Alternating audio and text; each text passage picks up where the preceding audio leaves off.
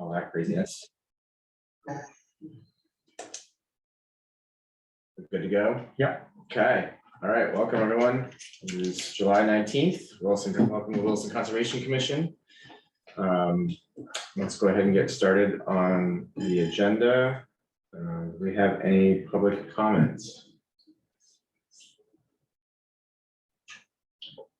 Don't think so. Okay. No. Okay.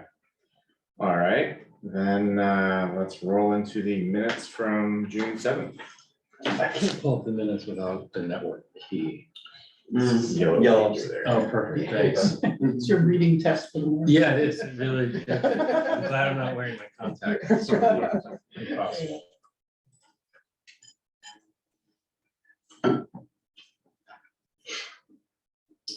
All right, pick things up.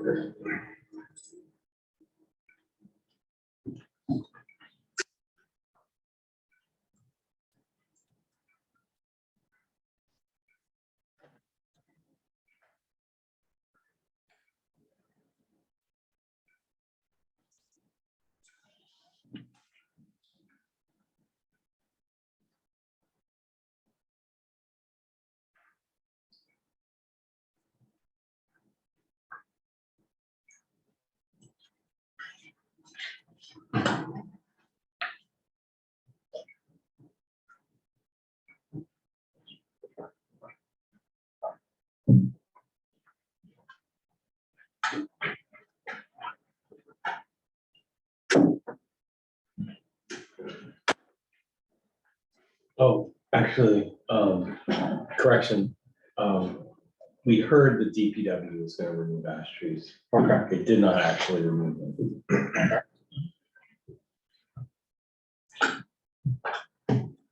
We'll make that change. Thanks, David. Any other edits, comments, adjustments to the minutes from June 7th? Yeah, Mike here. I'll move approval of the minutes. I'll second. Thank you, Reed. Oh, sorry. Thanks, Terry. No worries, no worries. Any comments on the motion? All right, all in favor of approving the minutes from June 7th, please say aye. Aye. Aye. Any opposed? And any abstentions? Great, thank you. Motion carries. All right. We are 3 minutes ahead of schedule. Are you ready to review the Williston Town Plan 2050, Matt? Absolutely. Okay. And Simon, you put together a couple of slides. If you want to and can share those, that's great. Otherwise, we can just talk. So thanks for giving me some time on your agenda to talk about our upcoming town plan event with some of our public engagement already underway. We named this effort Williston 2050 partly because we needed a catchy name, but also because this plan will guide the town's actions for the period of 2025 through 2032, the state mandated 8-year period for municipal plans. And, you know, things that happen by the end of 2032, many of them will start to actually show up in the town around 2050. So it really is something that sets a course for a date that feels quite far out. And many of you who were around in the 90s remember when everything was named something 2000. Yeah. And now that's 23 years ago. So there you go. So, you know, first, really basically, you know, what is the town plan? I use the term town plan or Williston comprehensive plan interchangeably. Town plan is shorthand for that. And the general structure is that there's a basic vision of that plan of what, you know, what is it the town's trying to achieve through its actions over the planning period. And that vision is going to lead to goals, and under those goals, policies.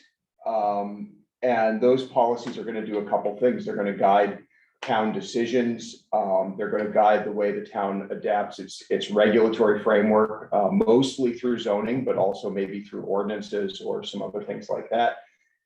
And to some extent, it guides public investment, how the town handles its budget. And I'll get into that a little more later, but that's the general structure is that we have a broad vision, some state mandated goals and policies in a couple of different topic areas, 12 of them actually. And then we're going to turn that into an implementation plan at the end, which is going to be composed of these small components toward the other end of that slide. So that's what town plans do. So one of the really great things about working for a community like Williston, not every community that does comprehensive planning actually puts its comprehensive plan to use. A lot of communities, oh gosh, we've got to write the comp plan. They write the comp plan, they get it all adopted, stick it on a shelf and just keep doing whatever it is they were doing.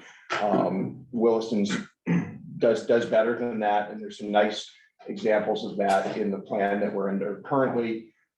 We had this consider adopting and developing form-based code for Taft Corners policy. We talked about needing indoor recreation space. We talked about having a municipal energy plan, and here we are nearing the end of the plan period. We have a form-based code for Taft Corners. We're engaging in the community spaces survey and actual planning for community center. And we have a municipal energy plan, and we're actually doing things that the municipal energy plan says we need to do, like have an energy planner position. We've done that. We've moved forward with programming. We've moved forward with an energy committee, and I can spin out other examples of this related to goals we have around other things like housing, other regulatory adjustments we've made. You can probably think of some yourselves. So my point in talking about it that way is just to say that what we write over the next year and a half into this next town plan really matters. It is a town that will use that plan to prioritize its actions over the 8-year life of that plan. And as I mentioned, we've got these required elements, and you've probably seen this graphic before. We're going to use it a lot. And those go down the column there in the sort of the yellow and green and buff color. Those are broadly what state law says has to be in a comprehensive plan in Vermont. So, you have to talk about land use, you have to talk about transportation, you have to talk about natural resources, housing. You have to have some kind of energy plan. You can have what Williston has, which is an enhanced energy plan. You got to talk about economic development. You got to talk about hazard mitigation, even if you're just saying we're part of the Chittenden County All Hazards Plan, which we are. And what we've added to that as a way of thinking through the town plan is the 3 words: livable, resilient, equitable. And this is another really sort of serendipitous thing. Right after we got done scratching our heads and coming up with Williston 2050, we needed a tagline underneath it. And the ones we were coming up with were really like a plan for everyone, or something. We just couldn't really wrap our brains around it. And then we started thinking about, what does the state say has to be in a town plan? What's in the current town plan? And what is missing? What are the other things that the town has expressed as values? What are the things that we hear? And we thought we could fit that under those 3 words: livable, resilient, equitable. And we've added some descriptors under there so that we have this nice 12 and 12 weave, 12 required plan elements, 12 characteristics of livable, resilient, equitable. And they're not the be all and end all, but they give us something to start thinking about. How do you make Williston in 2050 a more livable, resilient, and equitable place within that framework of what a comprehensive plan does? And some of these intersections can really force you to kind of stretch your brain a little bit. Some of them immediately bring just reams of ideas to mind. But we think this is a good framework to go with. And I just want to talk about the words under livable, resilient, equitable a little bit. Livable underneath that: affordable, welcoming, sociable, beautiful. And of those, affordability is kind of an obvious one. But a challenging one. But very challenging. you'll know if you're making any progress on it. But what about something like sociable and beautiful? Well, we heard a lot when we were going through the Taft Corners vision process about, hey, if there's going to be density in Taft Corners, if there's going to be a lot of people living there, it needs to be a nice place to live. People need parks they can walk to. They need shade from street trees. They need ways to move around Taft Corners without jumping in their car, not just because of sustainable transportation goals, but because that makes a place more livable. We had a lot of feedback during the Taft Corners project about, hey, we just went through COVID, and having places to hang out together outside is really important. Having ways that communities can come together when things are challenging is important. So sociable, maybe something more like that. Welcoming can, you run welcoming down through like thinking about economic development, thinking about some branding that places do about, hey, you have arrived in Williston, or you have arrived in Taft Corners. South Burlington does a little bit of this with City Center. They paid a lot of money for a really sort of silly hashtag at one point. We'll try to avoid that. And beautiful. We spend a lot of time making sure that new development meets all the rules in Williston, and it can be hard within that to capture, well, can it look nice?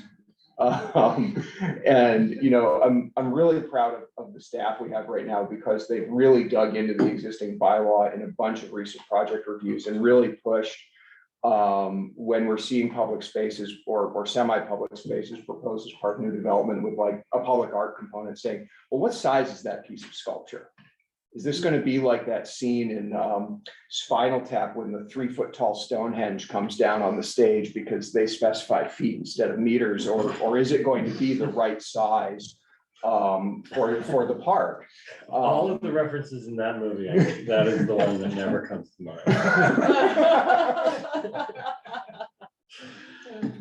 There's some examples of sort of undersized public art in Williston where it was kind of somebody checking the box and do better than that. So thinking about that, going over to resilient, I mean, this is just on everybody's mind, right? Sustainable, adaptable, promising, and dynamic. So sustainable and adaptable, I think everybody gets, and dynamic. Well, yeah, we need to be able to not just plan to respond to things, but plan to respond to different things and combinations of things really quickly. What about promising? I was looking for an adjective, and I was looking for an adjective that captured the idea that a municipality, through what it does, can create opportunity within itself. And that has traditionally maybe only really expressed itself in the town plan in terms of ideas around job creation. But you think about sort of the opportunity to come have a life in Williston as a resident, as a worker, and what sort of how a community can help individuals be resilient individuals. And so that's what lives under that word. And it was just a tough one to come up with an adjective for, so I wanted to cover that. Lastly, equitable. The town has a statement of diversity, equity, and inclusion. We've had our leadership go through quite a bit of thinking about that. And now here we are writing a town plan that currently says essentially nothing in the current town plan about issues related to equity. And we think there's a lot of opportunity there to run all of these required elements through that. So when we're thinking about establishing new country parks, are they distributed equitably throughout the town? Is there good accessibility to those public facilities? Obviously, I've added diverse, balanced, and abundant. Is there enough? So some things to think about in terms of drilling down into that. And yeah, like I said, you're going to see this. If you saw us on the 4th of July, we have a banner version of this. We have little sticky balls we throw at it. We tested one on the ceiling in here, still doesn't come down. That is really sticky. That one of them came down during a meeting like the next that afternoon, after we were in here testing them out, it was like just right in the middle of the meeting, it dropped on the table. That one's been up for a week. And so, we're gonna be trying to do a lot of public engagement around this framework. We have our postcards from the future activity. You may have seen that. We have our beginnings of our mobile public engagement station, and we're, brought that to the 4th of July. We're going to try to bring that to other events. Really, a lot of our focus around engagement is trying to access folks that don't traditionally come to us to talk to us about the town plan. We love everybody in this room. We love everybody that we see all the time. But some of us have been here for 15 years and have been seeing the same people for 15 years. And it's a very, very small subset of a town with over 10,000 people in it. So trying to create engagement that's scalable to different groups of people, trying to reach out to young people, trying to reach out to folks that we don't normally see, people of color, people of lower economic status, people who live in parts of town that we don't tend to focus on as much. Had a really great conversation with somebody who lived off west of Route 2A, north of Industrial Avenue, and one of those older subdivisions up there, and said, it's like we're not even in Williston. Yeah, and you are, and you should be, but they've been up on the end of a multi-use path that hasn't connected through to Taft Corners all these years. They're geographically a little bit isolated. There's other parts of town kind of like that too, that we want to make sure we spend a little bit of extra effort to go out and talk to folks about what their vision for the town is.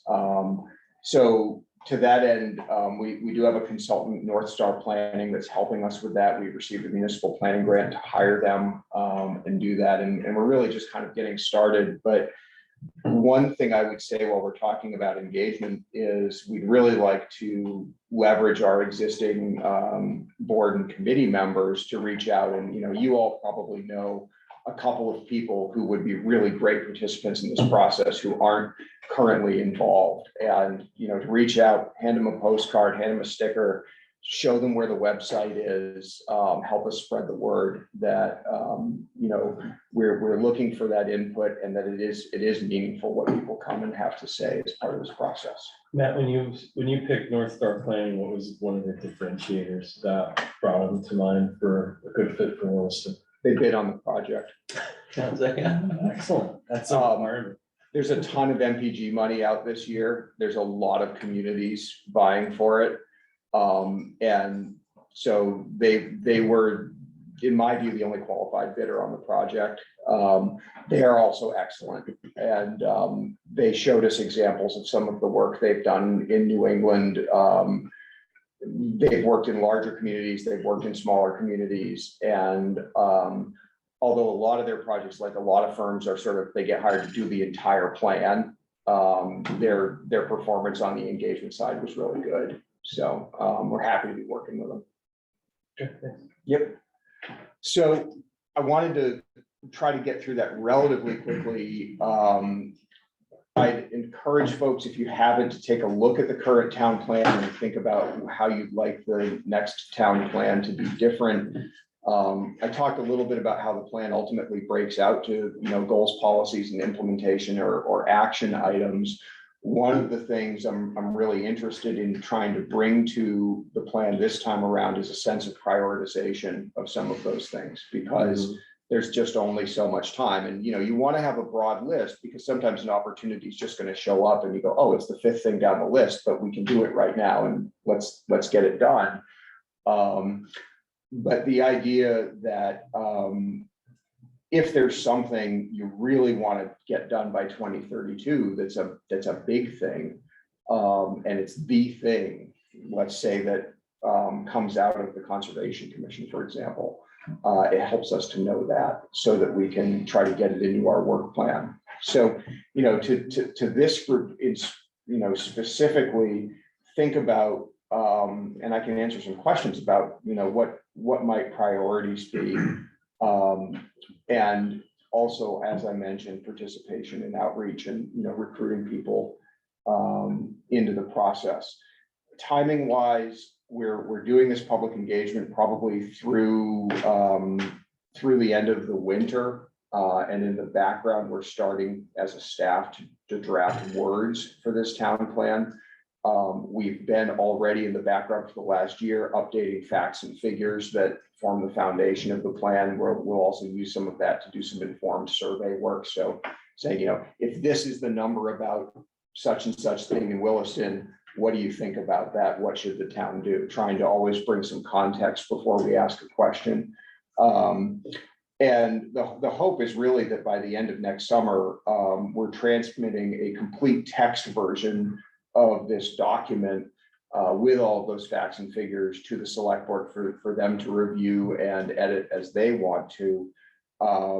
While we're working through it with the select board, which can be sort of a months-long process, internally, we'd be working on the illustrations, the accessibility of the plan, making it look good, making it usable, making it into a finished product. But I've been around for a couple of these, and the 2011 plan that I was here for, my former boss went to the select board meeting and said, okay, so here's our draft town plan.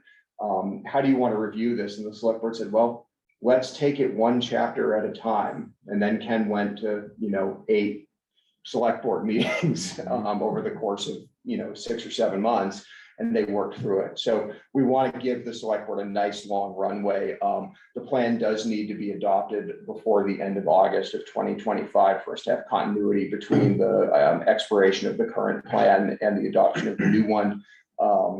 There are some consequences if your plan expires as a municipality. If your plan expires, you will lose a lot of grant eligibility, and you can't do anything to amend your zoning bylaws. So, we've got a good long way still. There. Yeah, but there is an incentive to keep up with your plan, and that's why we're starting as early as we are. So I think you have a little bit of time on your agenda, maybe to talk a little bit about some of the things you're interested in seeing that plan maybe call for. It can be the beginning of that conversation. It's certainly not the end of it today. And sorry, just to close out that last piece. So to adopt it, the select board approves it? Or Correct. And you're accountable for delivery, is it your role that's accountable that something gets delivered, or? Yeah, I mean, it's this is coming out of the planning department. It's probably our major project for the next 2 years. Although we'll be doing other things all along because we have to. But yeah, this is really a major responsibility of the planning program in the town is to help the community, develop this plan. And does it need to go through state review or anything like that? Yeah, so whenever you adopt a new or amend a town plan, it gets reviewed by the Regional Planning Commission and ultimately both the RPC Planning Advisory Committee and the actual Regional Planning Commission and their staff. So that process starts with a preliminary review of your existing plan, which will happen toward the end of this summer. And we do work alongside them. And then once that final draft is warned for the Planning Commission hearing, which happens ahead of the Select Board's hearing on the plan, that's copied over to the Department of Housing and Community Development at the state level. And they provide some review. Usually you just get a letter back that says, we received it, and please send us the final one when it's adopted. We also notify all of our neighboring communities that we are doing this, and like a bylaw change, they would look at it and, ask if there are any implications for them. There usually aren't, and usually there's enough regional coordination that we're not, planning to put a big industrial area against somebody else's big conservation area or something like that. But there's been a really renewed call of late for regional and statewide planning.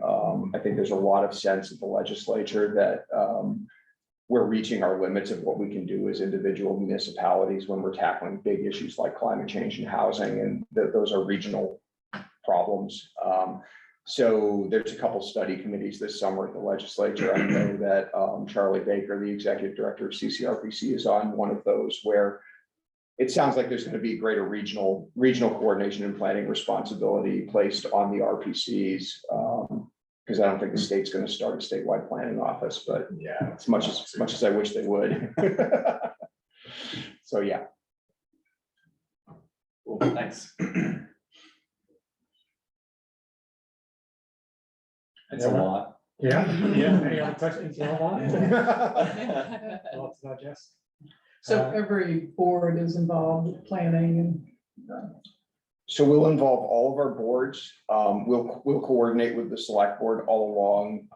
I'll also be doing outreach to all of our department heads, because I've really been trying to encourage them in the lead up to this to think about, this is also your to-do list. And when we go out as town staff and write grants to try to fund certain efforts that the town's making, you're always going to be asked, well, what does your town plan say about this? Can you point to comprehensive plan goals that, getting this grant would help you achieve? And now that I've been through the process of trying to help write a couple of those grants and not necessarily finding something that I know the town wants to achieve, but it's not really well articulated in the plan, I'm really making the pitch to those other departments to say, tell me what this plan should say to support the kinds of things that you want to go out and achieve that you see as needs based on the work you do in the town. So, yeah. What should we expect to hear from you on? What questions are you gonna bring to us that you want to review? So in a more structured way, I would probably start with the existing plan and say, I'd want this group to take a look at conservation and open space and public lands related goals and objectives in that plan and think about which of those should carry forward, which of those should be added to. Are there any that should just go away? Maybe. I think that's a start. I think that for this group specifically, thinking about some of the success the town had in going from not having an energy plan at all to having an enhanced energy plan, to having that plan call for, standing up and staffing a committee and going after goals. That's a really rapid success. And That was all within the current town plan. right? all within the current town plan. So in 2017, the plan said, do an energy plan, and by 2021 we had an energy plan, and by 2022 we had an energy planner. I'm not necessarily saying that everything needs to lead to staffing or adding another departmental responsibility, but thinking about when I think about this group and when I think about how its role has sort of shifted and changed over the years, going back to before I was here, in 2004, 2005, interim subdivision regulations, the origins of the requirement of 75% open space in large rural subdivisions, the pursuit of water quality projects, the pursuit of other open space opportunities. All of those bylaw changes happen. We end up buying the Catamount Outdoor Family Center property. We end up trying to sort of develop a more productive partnership with Winooski Valley Parks District. We think harder about water quality. Somewhere across that 15-year track, we end up with a stormwater coordinator who works for Public Works, and some of that responsibility shifts away. So when I look at the land use standards in sort of rural Williston, where open space is a priority, I think they're pretty great. I think it's going to be hard to ask for more than 75% open space as a component of subdivisions. It's the most aggressive open space requirement in the state that I'm aware of. But that doesn't mean there aren't other things to think about what might be required or incorporated into new development that does happen in rural Wilson. We've seen an incredible slowdown of rural subdivision in the last 10 years. And I think that's been intentional. It's a reflection of the fact the town's made it pretty darn hard to do that and reflects a priority in that sort of 75% of the town that is open space and working landscape. That's all really great. I'm not sure there's much more to do in that regulatory space there. So what are things that, when you are seeing subdivisions, when you are seeing development proposals, gosh, I wish we had a rule that said this. We talk a lot internally about subdivision open space being kind of often just sort of left as is. And out in the ag rural zone, that's great. But when it's just a giant mowed area in a condo subdivision, you know, I've talked to some folks in town, said, can we just make that full of trees? You know, or Yeah, what about some ecological or human value to the space? Yeah, you know, Beyond grass. there's all this open space that comes in with some of these projects. Could it be planted with pollinator species and go on a mowing schedule?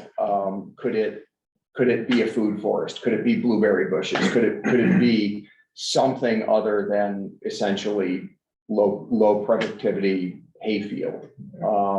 What could we do so that those required open spaces are higher environmental quality, higher ecosystem value, that kind of thing? So, you know, things like that.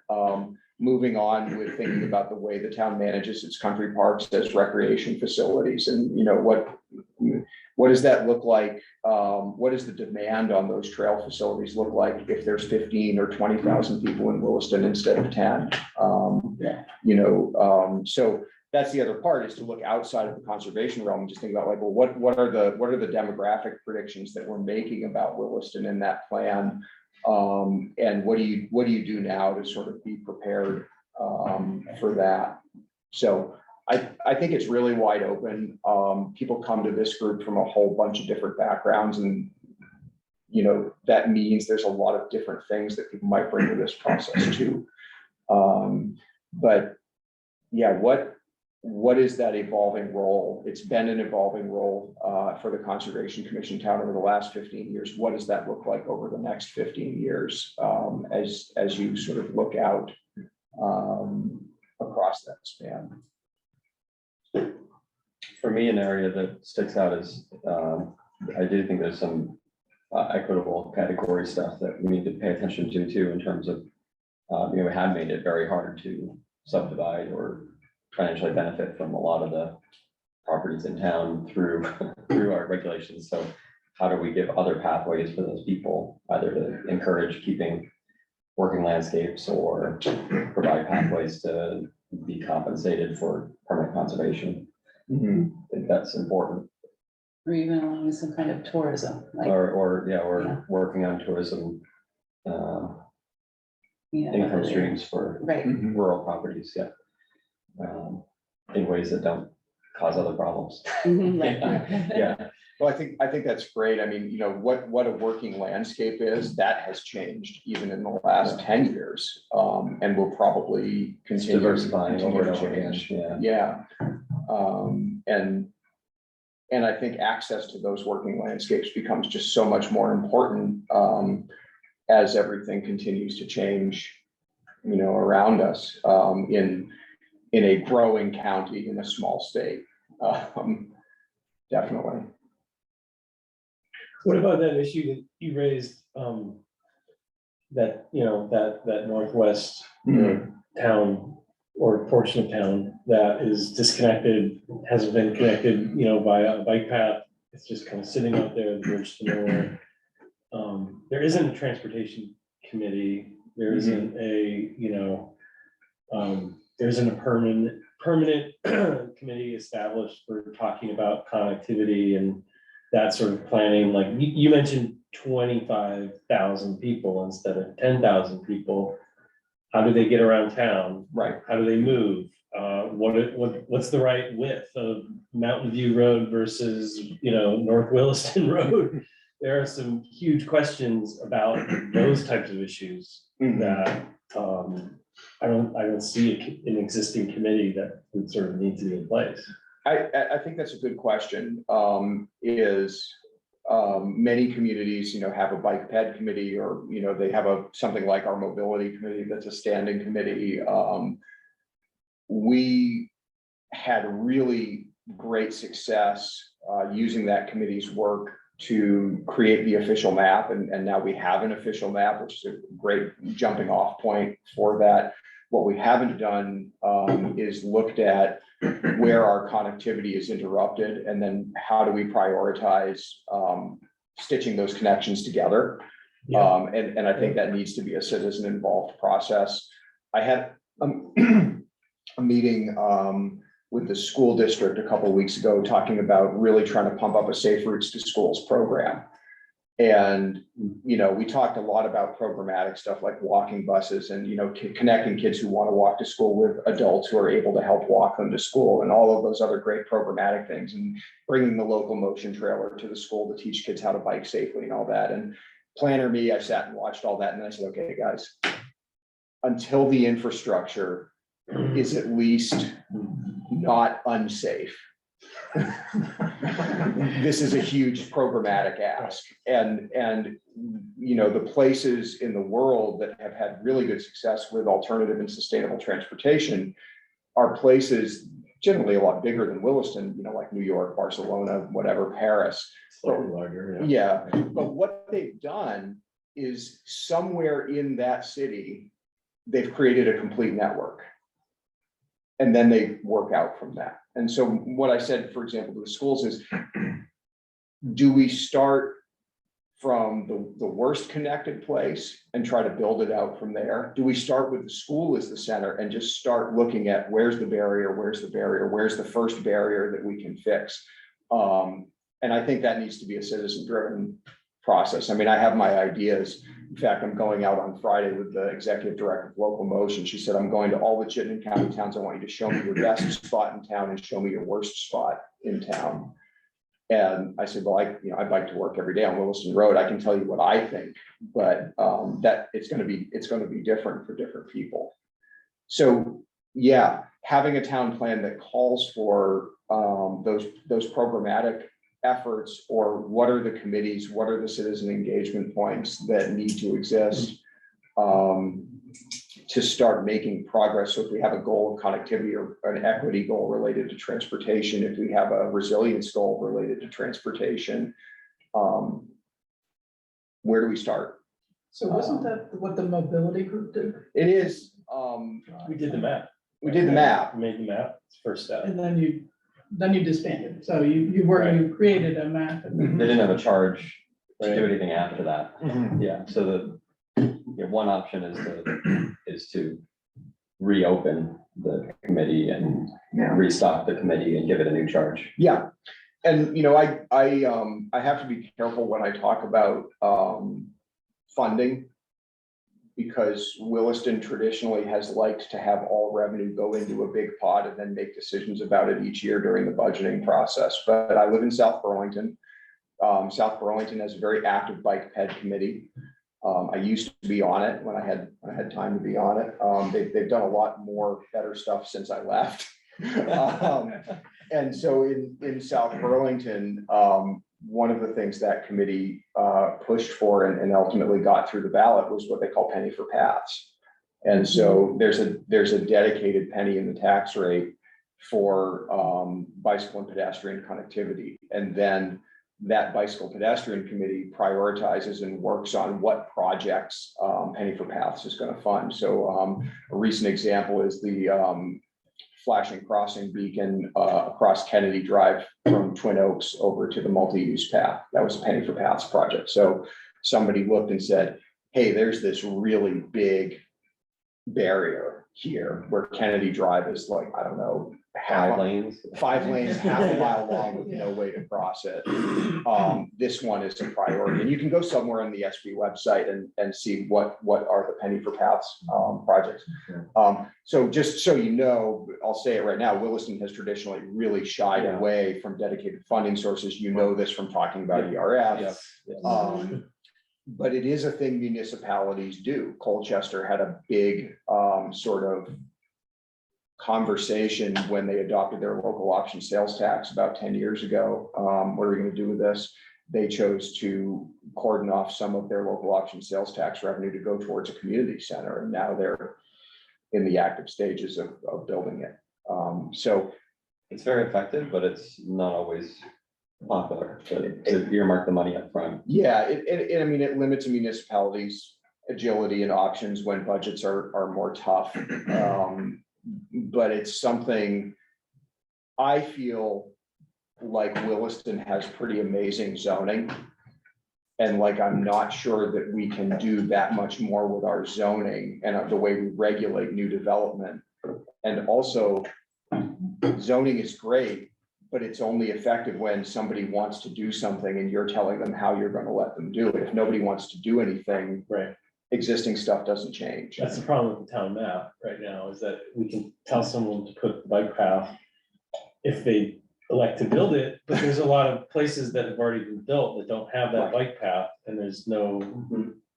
Right, so there's gap filling. Right. And, Yeah. you know, Which talks about revenue, right, which is about prioritization in the town and putting it on the list and getting it, further up the list and prioritizing. so, you know, I view municipal government in Vermont, you know, we're very small scale, with 5-member select board. They're like you, they get 80 hours or 100 hours a year of meeting time to run the town. You know, when you really think about how little time a group like this has, or a group like a select board has.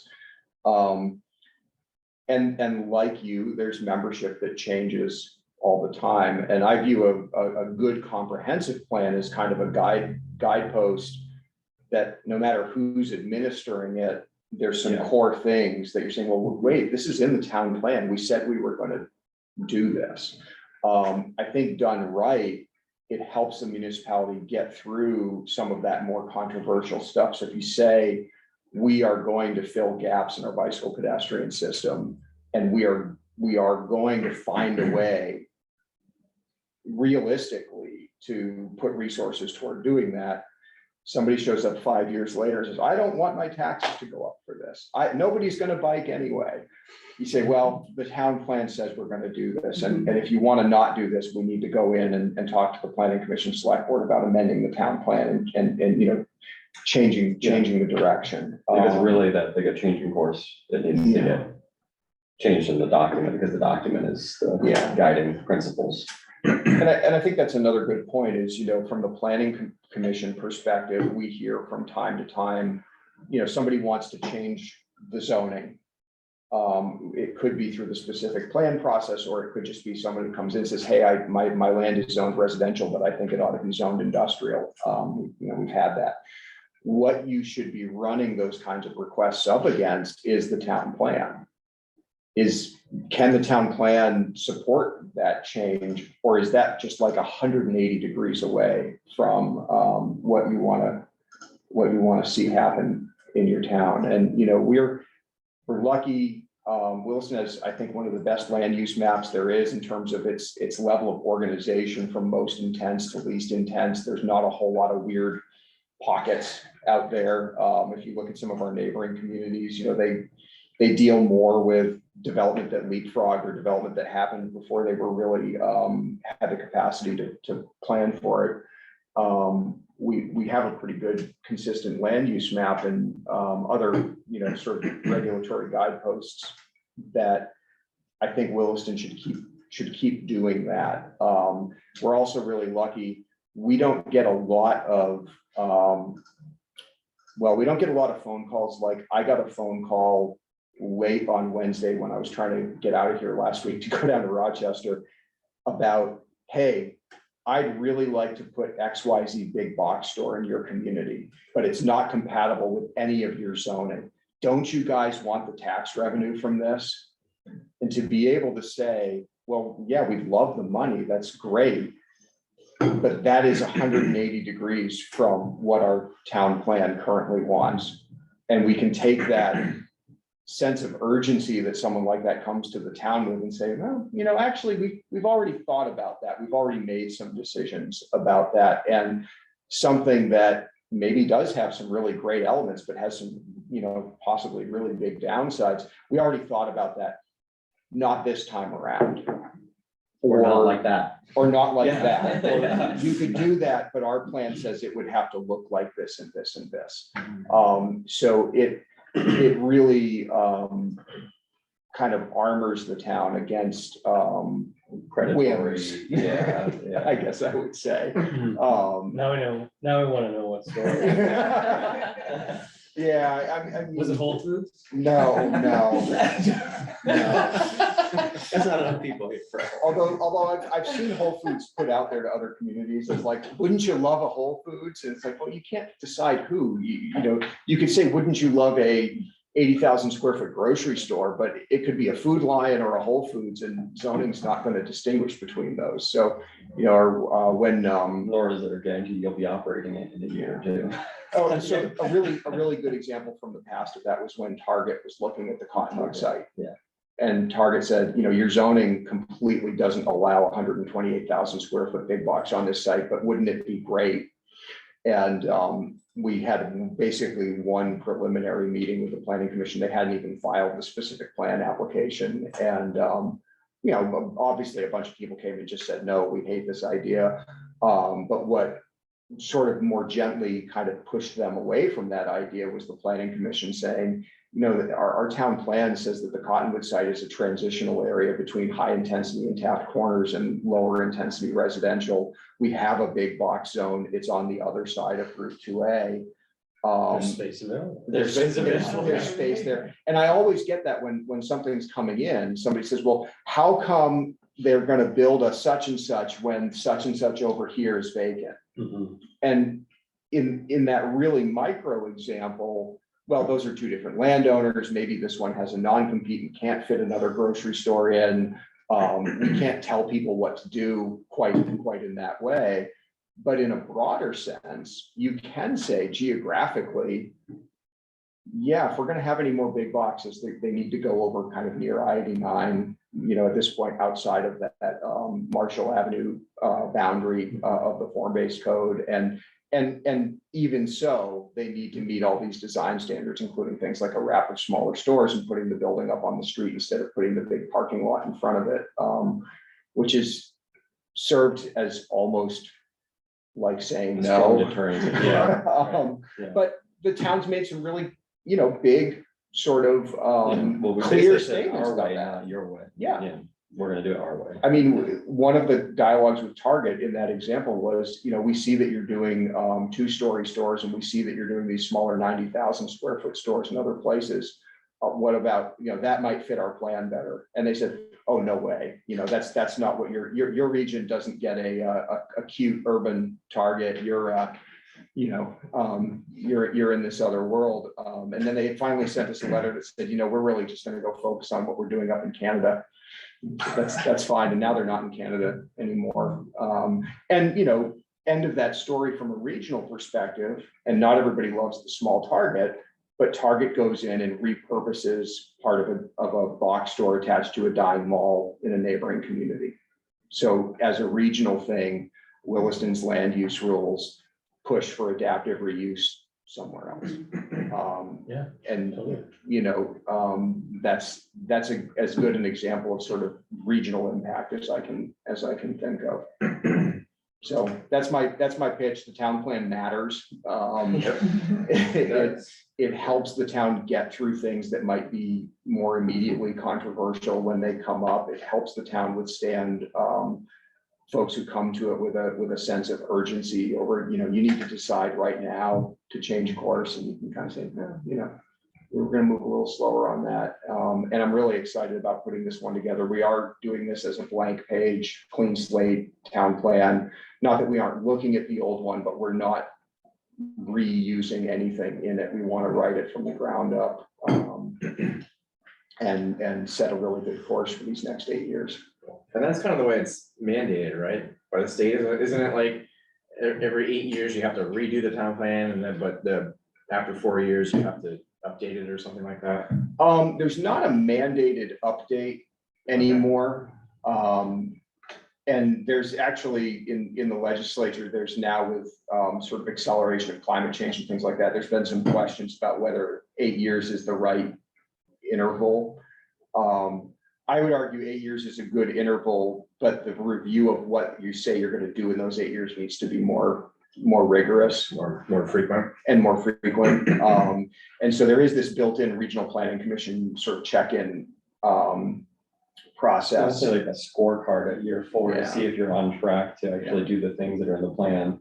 Well, yeah, and the other thing is we get quite a bit of review because we have the designated village center and the designated growth center. And those are on their own review cycles and obviously have to have some coordination with the town plan. So we want to be able to, go in and say good things about the way the village and the growth center are interacting with the plan as well.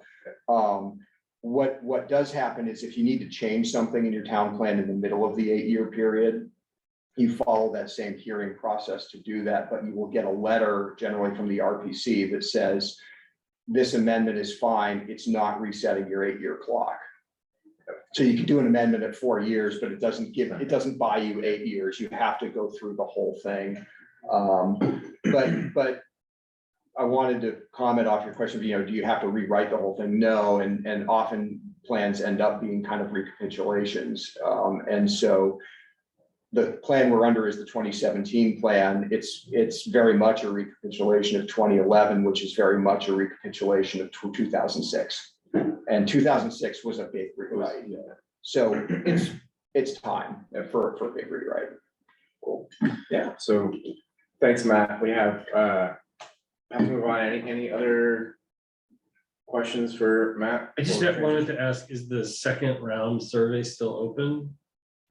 I think so, but I'll have to look. Are you on the Williston 2050 page? Yeah, well, I know I got a message from Emily, but when I went to the 2050 page, I didn't see. Yeah, I think it has closed. I'll take a look. We may have closed it. We've been working with North Star on what our next survey effort's going to look like. Really, the initial website and everything that we've got so far was something we threw together because we knew we were going to be out at Green Up Day back in May, and we said we gotta have a website we can send people to.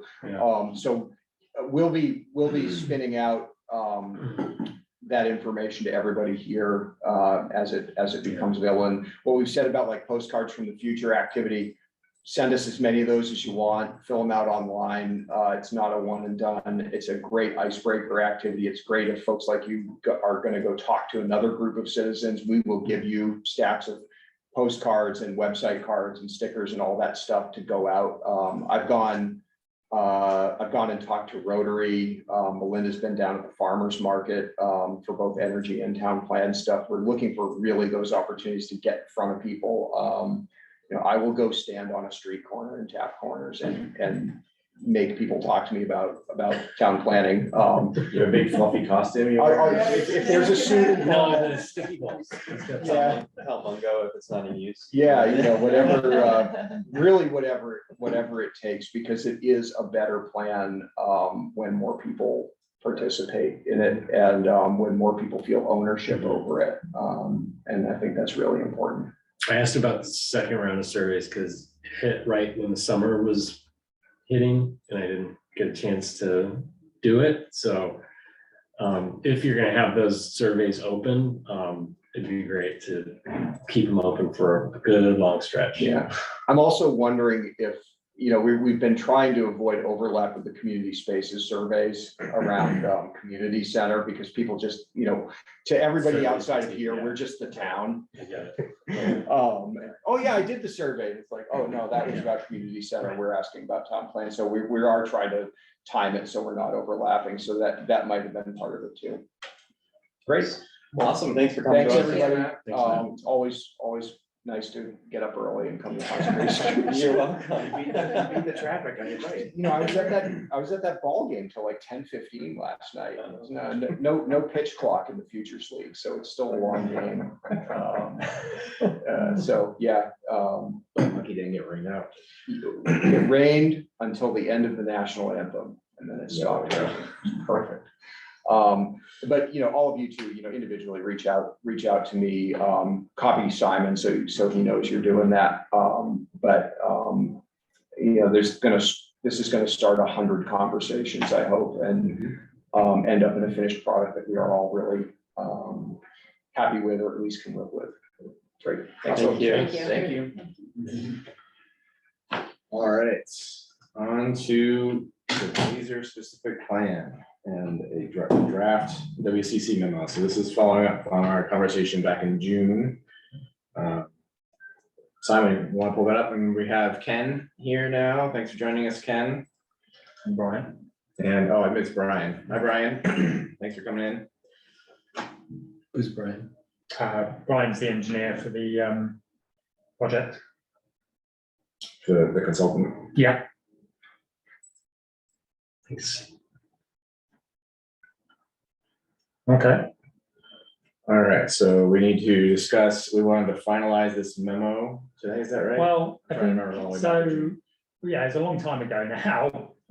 But at the last meeting, I think the applicant asked whether the Conservation Commission would be prepared to write to the PC with a recommendation of support for the specific plan, because it was voted on by the Planning Commission to move it forward to a public hearing. That public hearing is scheduled for October 5th. So it's a little while away. As part of the process, there is the ability for the Conservation Commission to make a recommendation to the Planning Commission. So just just to remember what we're dealing with here. They're proposing a specific plan which can only be used where the Planning Commission finds a substantial benefit to the town. So one of those can be conserving one or more open space assets. That's a type of substantial benefit. And then where it is an open space asset, it either has to be specifically called out in the town plan, or it's something that's acceptable to the Planning Commission with advice from the Conservation Commission. So in this case, the substantial benefit is obviously open space. That's what they're proposing. That's what's on offer. So we can talk about it, but what we have here is a note that essentially, part one is the formal recommendation in draft. This is structured in a way that it's from the from you guys to the PC. Essentially, an expression of support for the open space as they proposed it. So we can talk about that. We've also got part two, which is sort of all the background, a bit of an explanatory note about what's going on to help you and to identify what potential public benefits can be. We've got some information there that Emily compiled about how to differentiate between something that's a substantial benefit and something that's then complying with the bylaw. In order to be a substantial benefit, it does need to go up above and beyond what we would ordinarily get through the discretionary permit process. So something that was put together just to help everyone understand what we're getting here that is better than normal. The specific plan committee that was formed did make a recommendation to the PC about sort of the detailed potential uses of the elements of open space.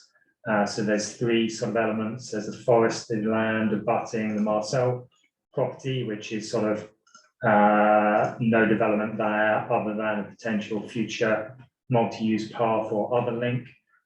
With you can see the easement in the red line to make sure we can connect through to that sort of interior pathway that's in the HOA land that connects the two pockets of housing. Maybe the Conservation Commission would like to discuss whether they sort of support that detailed recommendation. There's the pasture land, which sort of surrounds Windswept Farm. That is predominantly wetland, but it would be offered to the town, and that would enable the town to keep that in working landscape, and should the select board so choose, enter into a lease of Windswept Farm. And then there's the view shed along Mountain View Road, which is probably the thing that sort of kicked this all off, I would guess say, is, preserving that view of the Green Mountains, using it, maybe leasing it to Windswept Farm to hay for us, and that sort of also keeps the view open for us, but also thinking about if that lease falls away at some point in the future, or the select board decides not to enter into it, what else would we want to do with that, and what wouldn't we want to do with that?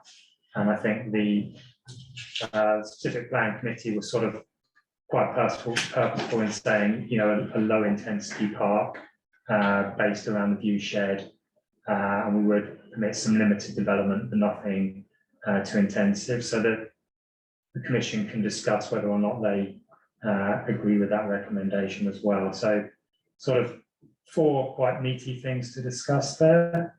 I'll just give Ken a chance to confirm whether I've accurately represented what he asked for, but also whether he has anything to add to that. Sure. Well, thanks, Simon, and thank you for the commission to take this up. A couple things that I would add.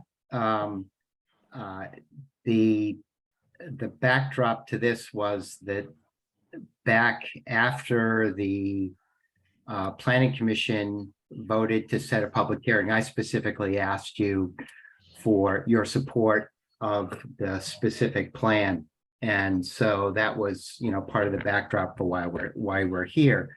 Kind of dovetailing a little bit on, you know, Matt was just here talking about the town plan. And so a couple things that I would mention, you know, one is the view shed, the protection of the view shed is specifically listed in the town plan as it exists today.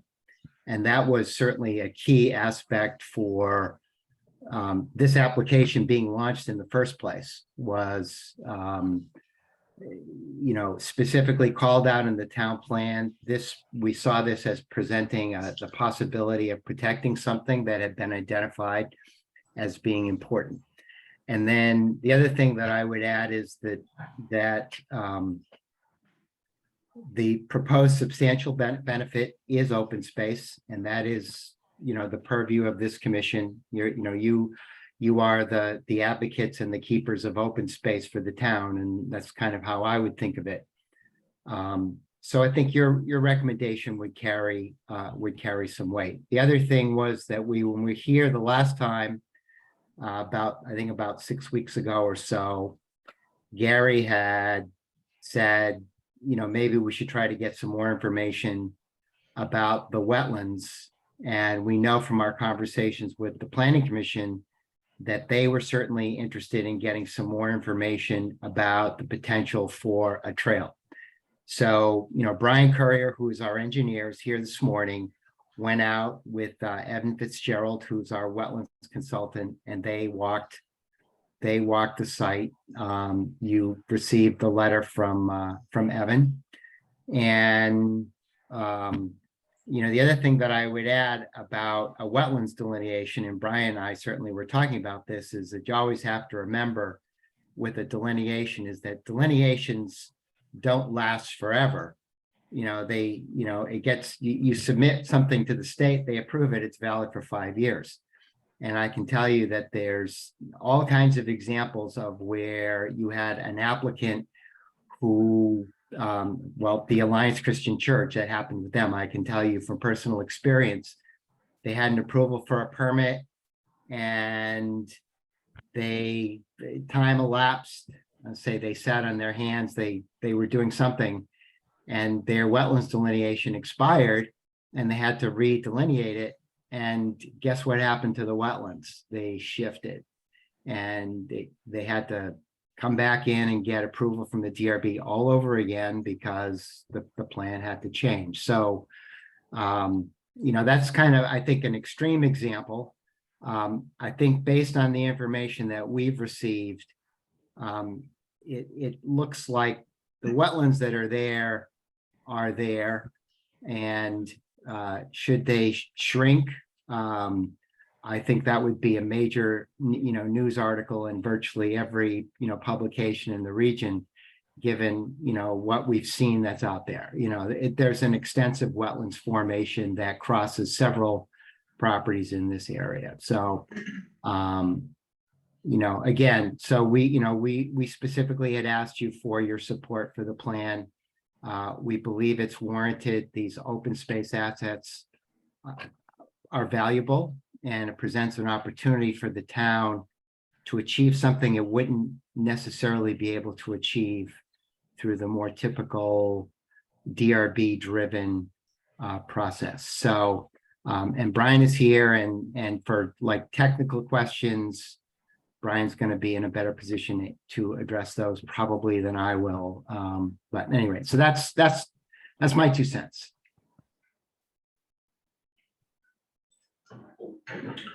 All right, thank you, Ken. All right, so there it is. So I guess our charge today is to review what Simon's drafted up for the memo and discuss whether or not we even want to submit a memo, and if we do, whether or not we agree with what's in here for decisions for the steering, or this, sorry, Conservation Commission to support.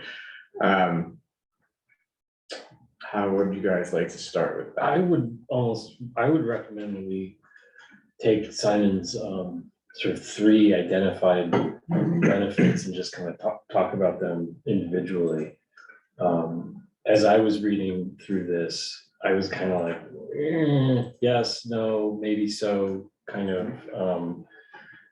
I had questions as I read this, like, is this a substantial benefit? I also read the bylaws, and, you know, Simon, your preamble to this was really helpful, which is, you know, does the town get something through this process that would be better than normal, better than you would expect to get out of the DRB sort of process? And that's exactly the kind of framework that I was thinking about. And then in the charter, which, or the bylaw, I guess, chapter 9, which is about the specific plan. So I read this too, and it was really clear to me that, you know, here, this section jumped out to me, 9228, mere compliance is not a substantial public benefit, right? And so I know that Gary's ask, and I supported it last month, was, you know, asking for them to sort of do a little bit more, go a little above and beyond. And I understand the bylaw doesn't require that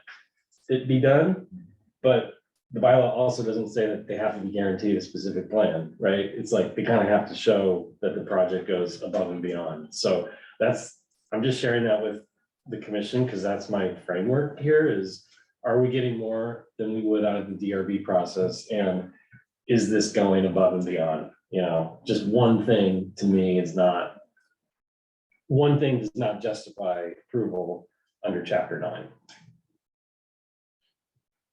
I guess I would go back to Emily's little chart there, and shows, you know, the difference.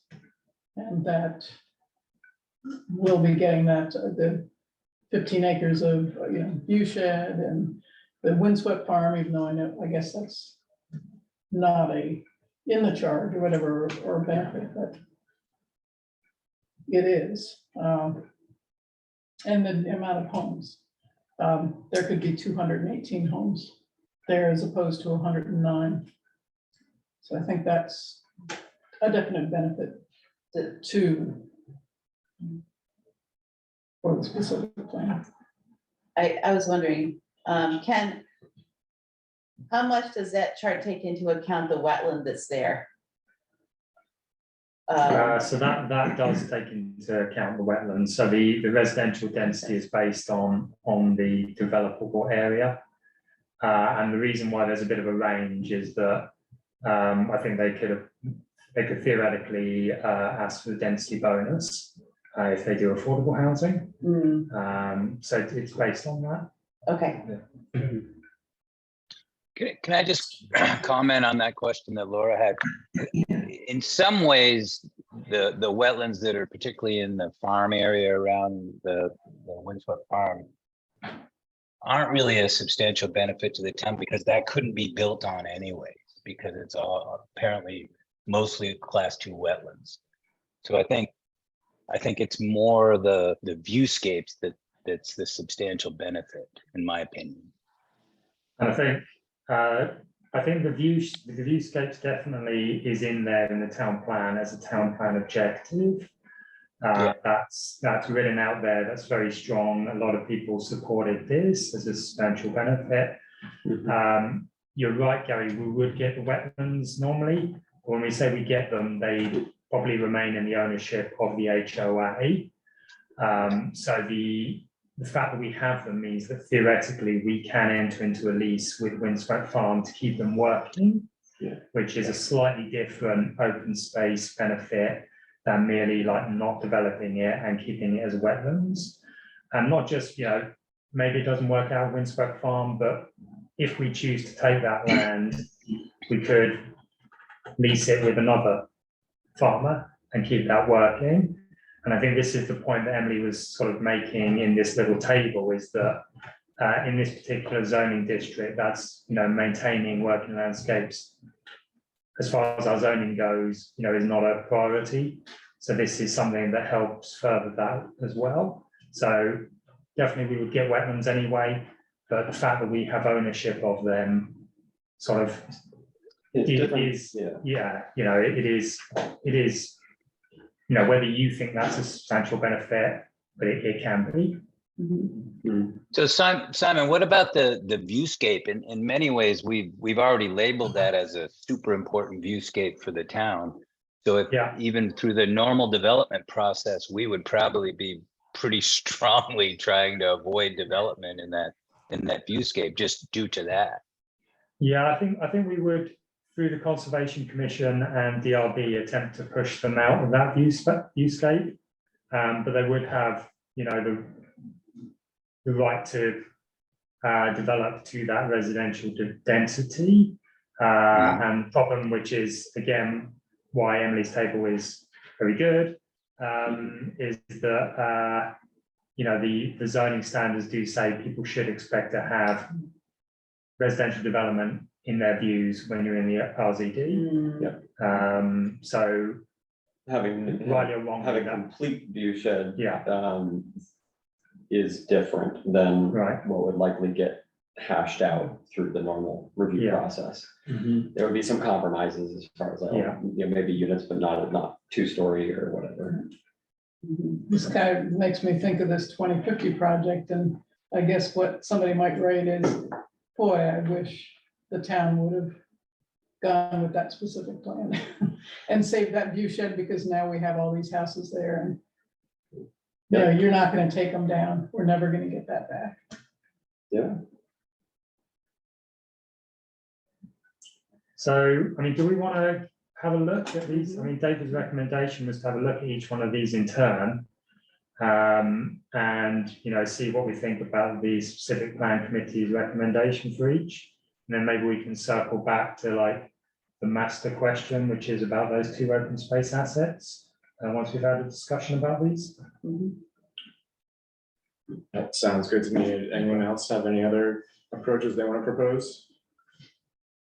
I'm ready to look at them. I don't know whether my brain is ready to make up my mind today, but I'm ready to look at them and discuss them. It's okay. I don't think we need to make a decision today. So, yeah. Okay, it sounds like just before this October 5th. Yeah, so we've got In advance of We've that, got a few yeah. more meetings. Yeah. If we need to circle back. If you feel that there's like a little bit more information you like, we can look at that. Or if you just want to take some time to digest it, we can come back again. We do have a bit of time to come back to this, but we've got another 20 minutes, Yes, so please. we can use it. It's got a little chocolate in it. Then, all right, so let's take a look at the one that Simon has on the screen here, the forest land abutting the Northridge and Martell. First off, I had never heard of this ever referred to as Martell Park, because that guy chased me off the town-owned land when I was snowshoeing there a couple years ago, and I don't think he would think of it as a park either. So that struck out, that Maybe stuck we out. should to me. clarify potential Martell future park. Okay. Is that on a map somewhere or something? I think, I'm not 100%, I think when Coyote Run was developed, there was like this It's idea labeled. that there'd be a park there. But I don't know if it was ever fleshed out exactly how it would be delivered or, you know, etc. So I think it's a notional part. He's gonna develop that. Well, that aside. Okay. I read this and I thought this was, you know, right to Gary's sort of point and the request. And so when I read the letter, it seemed like the substantial public benefit for my eyes here was going to be, would this create a zone of connectivity between Coyote Run and this development? And then when you read the wetland letter, it kind of seemed like, no. Well, not without going through, a holistic assessment of Right. all the connectivity options and can we justify the impact? And what they will say is you should build something on Mountain View Road because that's a developed stretch and it's easier to connect, but that's, you know, not what we're gonna get out of this project. Right. And just, I know Ken's got his hand up, but the, like, connecting through that is not, they're not proposing that as a substantial benefit. They're just not impeding it. And providing a floating easement, Yeah. which a floating easement is still better than a specific location easement. That has to be renegotiated if we find that there is a path, but it's not there. So that's something to keep in mind. I have a question about how different is this piece of land, wetlands, related to Mud Pond, where they have the raised boardwalk that the BYCC built? So that apparently is pretty wet, but they did it. Yeah, connection here in my vision would be, yeah, Right, well, but it's not cheap. it's not cheap, But but certain it's- connection segments are valuable. I mean, it's something to consider, but that is what I envisioned, having been back there before and knowing how wet it is. I immediately thought it'd have to, Yeah, that's also a more primitive path versus a multi-use path, which are totally different things in terms of impact and. And then I think of Delta Park, the bike path in Burlington, and I know that's Burlington and Colchester and whatnot, but it's possible. I mean, and it's money, it's just money. Right? What's Delta Park? The bike path. It's. And near the Charlie's, mouth of- where Charlie's mouth of used to the be. Well, Mouth of the Winooski, right? But it's like a metal grate kind of. It's a multi-use path, that bikes are on, it's a bike path, walking, whatnot.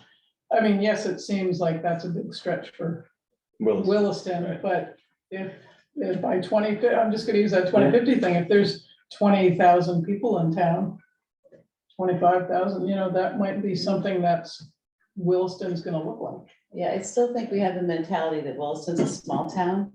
And we keep saying, yeah, we can't spend money on this or that, but actually, we shouldn't think that way anymore, I don't think. Yeah, because there's a lot of, even 10,000 people. You know, I'm out on these trails in Williston, Mud Pond and Sucker Brook and things, and there's a lot of Demand's people already on there. Yeah, I mean, I don't think everybody realizes how much traffic are on these catamounts, all these different.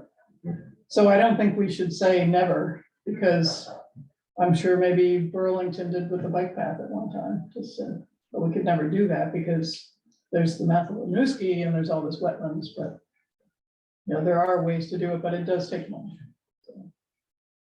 It brought money into the city, that's good. Right, it really Yeah. made it a Huge destination. recreation destination. It's such a good point because these projects raise revenue, right? They contribute to the transportation fund, but then they just vanish, right? They just go into the general budget. It was like what Matt was saying. Yeah. You know, it just becomes part of the revenue of, but to your point, that could be a major thing that we want to see out of the 2050 plan is that for these types of projects, which fundamentally sort of change the character of that small town to the larger town, like we ought to be able to say, well, if you're gonna build here, then we want that money dedicated for this, because that's what sort of retains. It's like the offset, or it's the Right. compromise that we're making, this, but we also get that too. Right, those transportation funds shouldn't just go into that general pool and then be spent on the other side of town for a project that's been on DPW's list for 10 years or whatever. It's like, this is changing the town here and now, so that's not that's an aside, but that's where my sort of head goes, is that if this is just sort of like an easement that's never acted upon, then it's not actually creating a substantial benefit. So the recommendation was that this is forested wetland. No development other than a path, well, an easement to create a path at some point in the future. Sounds like we've got some ideas about what that path might figure out being. And that's for the town to decide. This is not like the path itself is not a specific substantial benefit, but The space and the floating easement are there's something That's that, the proposed. there's something that we're getting out of this that helps it comply with, you know, the zoning, not to preclude the official map. It's not a substantial benefit. It is something that's a good thing. Yeah, so, okay, I think I've got a feeling about which way you think about this one. Is it a good feeling or a bad feeling? I think you agree with this, is what I think. I think no development and a potential future path is a good thing. And it's like something that we can figure out on, you know, if we take ownership of this land. At some point. I think so. Right. I guess what I was hearing from either David or Reed or both was, would the applicant be able to contribute to the further construction of that path, right? And there's not anything in here at this point. Yeah. About that. Yeah. The town's not actually getting anything out of this. Yeah. Other than a promissory note for some time in the Well, future. yeah, we get the potential, I guess. Well, so this multi-use path would, I don't know when it would be constructed, but if the applicant were going to contribute to it, that would have to happen or be codified somewhere within the approval process. And then presumably they would write a check or whatever to the town that the town would hold on to. Well, I mean, this is a question that I haven't grappled with, but they'd be required to pay transportation impact fees when they build these houses anyway. And this is not, they're not required to provide this path. They're not proposing a substantial benefit. I just want to make sure we're not double dipping with them here. Saying, you know, we want your transport fees, but we also want you to do this as well. I mean, I think that is what we're saying, though. Right. I mean, that if they were proposing it, that would be a clear substantial benefit. Right, that's what I'm thinking too, right? If there were, if there was either a confirmed route, that would be much more encouraging, and or a plan to contribute to the actual implementation of the connection. Right, But that's not what's in front of us at this point. right. So what, the traffic impact fees right now, what would they be going towards? I mean, what would that money be being used for? We General have a fund. list of improvements that we build out. So it could be Like a traffic light or stop signs or? It can be various implementation measures. I don't know if you want to say something, Ken, you've had your hand up for a long time. Sure. Well, a couple things Correctly. specifically about the open space. And so to talk about this sort of southern western area, because that's what you've got queued up right now. It's not just about the trail, the connection to the trail, that we would argue is the substantial benefit. So this area, this is a major part of Windswept Farms operation. Without the use of the Glazer property, the Windswept Farm, the operations Windswept Farm would be a fraction of what it is today. Now, the Glazers have allowed the Mouses to use their property for essentially $1 a year, which was not the case before the Glazers owned the property. but what we're offering is that the town would own this land. So if when the property develops, and I say when because, Mr. Glazer has made it pretty clear that he and his wife are at a point in their lives where they're going to move on from this property. It would be owned by the homeowners association. And, would the town potentially still get this trail because there'd be a floating easement? Sure.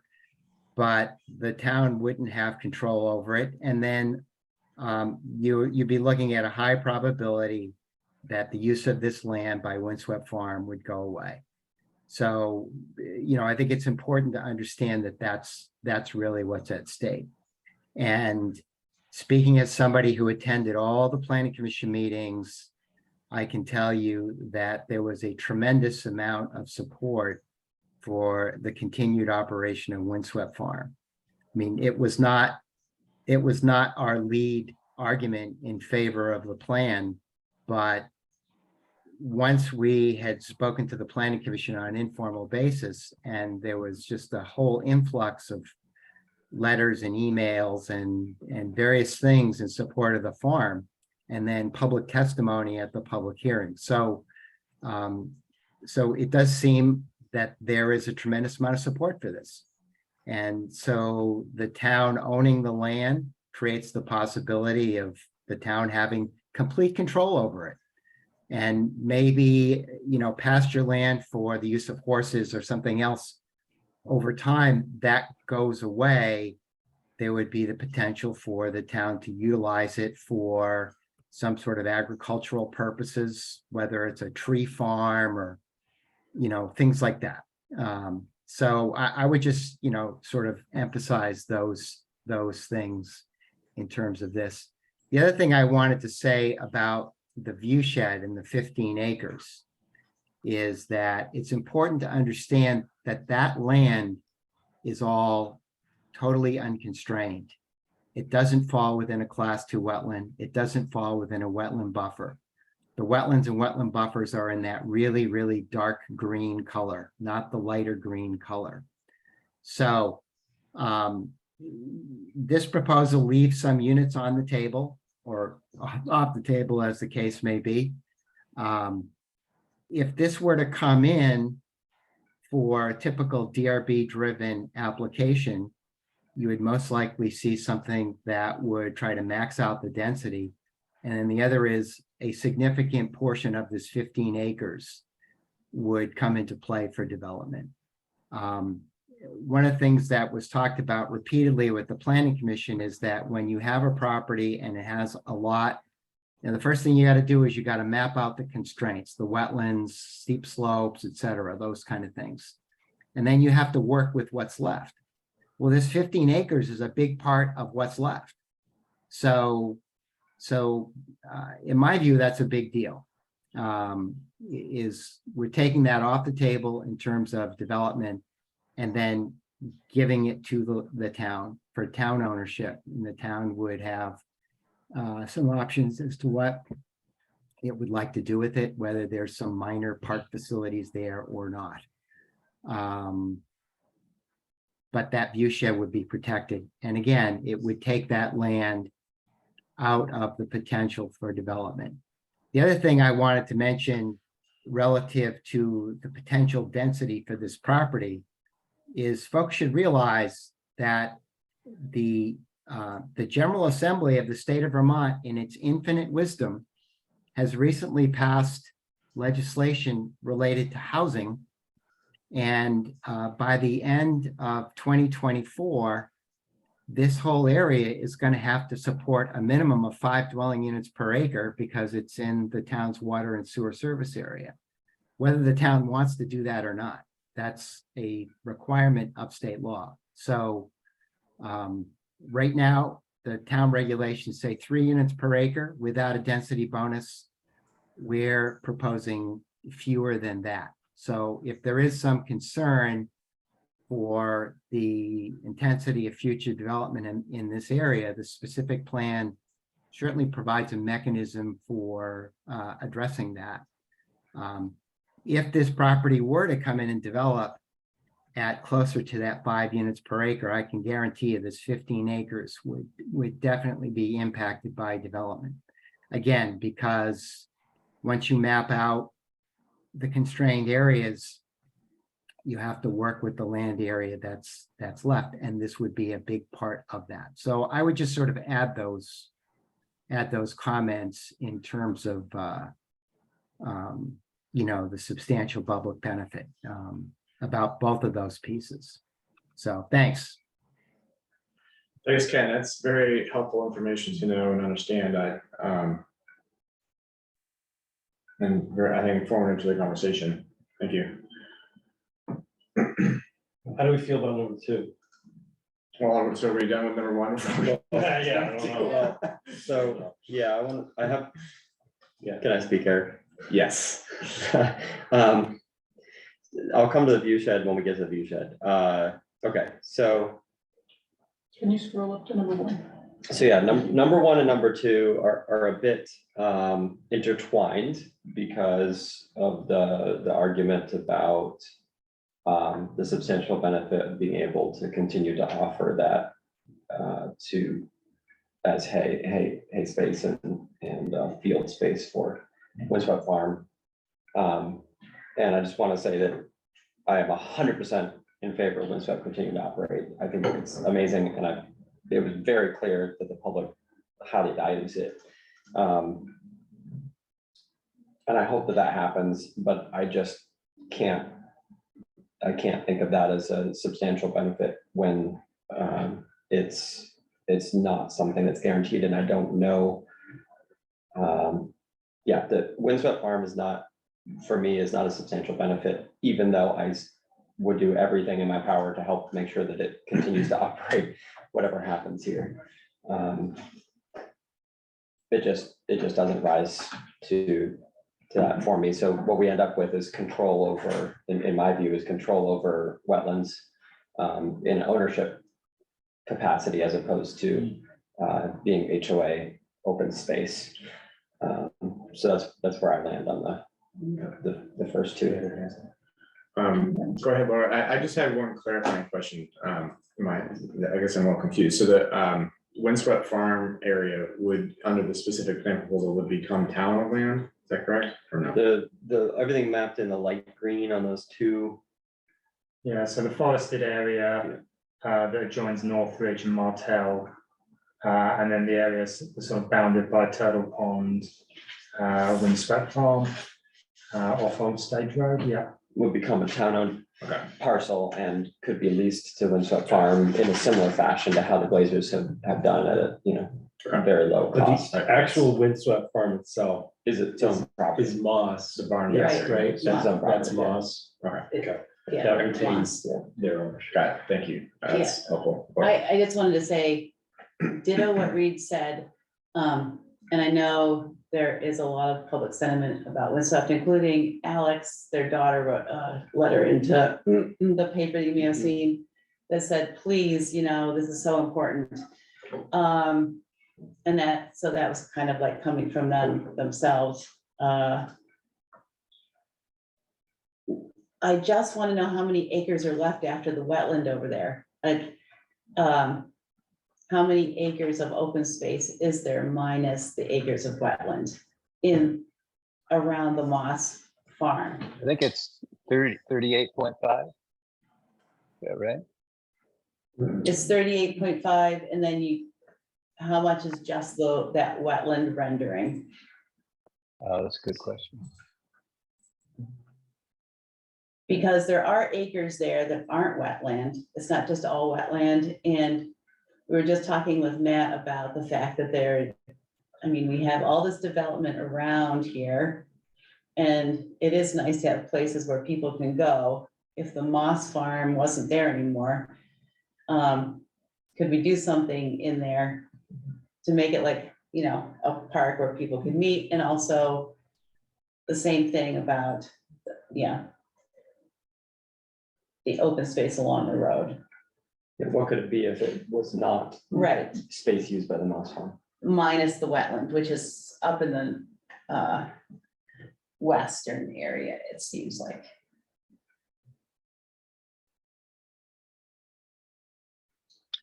I think, So this is maybe the, not. Yeah, this is where your cursor is. Yeah, the solid line is the wetland, the delineated wetlands, and then I think the other line is the buffer, the 50-foot buffer. That sort of green hashed line. Yeah, it's not easy to see. No, Yeah. So there has not been an official wetland delineation there. That was just. Yeah, that's on the map, but I don't think they can delineate the Moss's property, they can only delineate their own Right. property. So my assumption, correct me if I'm wrong, but are we saying the wetlands go up to the sort of line of the Moss's property line, That's a question for Brian. Brian? Yeah, so you want to move your cursor just above where it says Moss? Yeah, You can see, go up a little further. You can see the delineation pulls away from their western boundary at about that point, the solid line. Yeah. So that's where the delineation stopped. The reason it stopped there is we knew it was a large wetland complex. Could there be some isolated high ground area just to the south of that area where the wetlands stop? Sure. Is it wide enough to stay out of 50-foot associated buffers with class 2 wetlands? You'd have to have it at least 100 feet minimum, but if you're going to site a house or something like that, you're talking, 150 feet wide high ground area there. So the official delineation was done, verified by the state. It's shown on that solid line. But the southern corner along Turtle Pond, I believe, and Old Stage, there is, if you walk by, there's definitely some high ground, but whether it's large enough to support any development there, we're not certain at this point. So, Yeah, it'd be so you're saying, Brian, that if there were land that would be appropriate in the future for the town to utilize for like gathering space or outdoor recreation space or things like that, it would be in the southern extremity of this open space. In the northern and western, it gets wetter. Yes. Basically where the Okay. horse pasture is now. Where the horses go out and pasture. oh, yeah, Once you get farther, Yeah, right around West. about where Simon has his cursor is. okay, highest point. there's not much left. sorry? So I just have, I guess, a comment. And so when I first found out about this development, I was totally against having development there. And I would love to have seen that land donated, gone through land trust and put into permanent conservation. But I did attend a lot of the meetings, not all of them. And some of the meetings I watched later after they have held the meetings. And as I watched it progress, I was really amazed at the amount of people that came out and spoke, not only for Windswept, but that was huge. Pretty emotional sometimes, just the amount of people that talked about how it affected their life, how it changed, different paths. If you read through all the information that Simon posted on this meeting here, there was a letter from the Mosses, and they do have a transitional plan potential, that there is someone that is willing to take over the farm when the Mosses pass on.